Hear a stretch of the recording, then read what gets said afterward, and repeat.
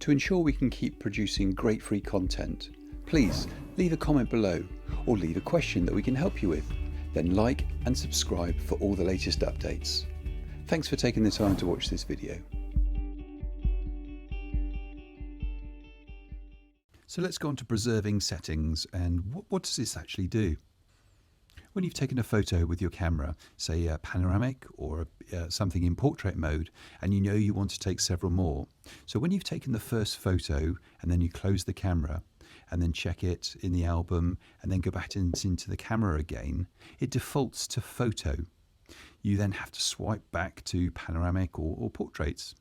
So this is how you solve this. If you know that you want to go back to your last setting that you used on the camera, you can then go into preserve settings and then turn that on.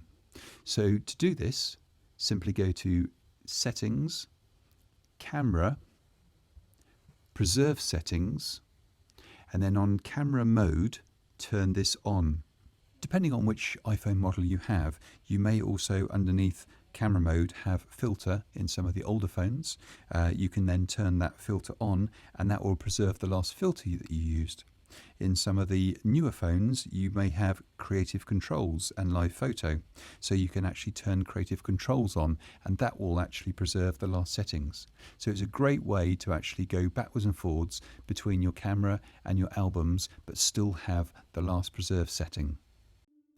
To ensure we can keep producing great free content, please leave a comment below or leave a question that we can help you with.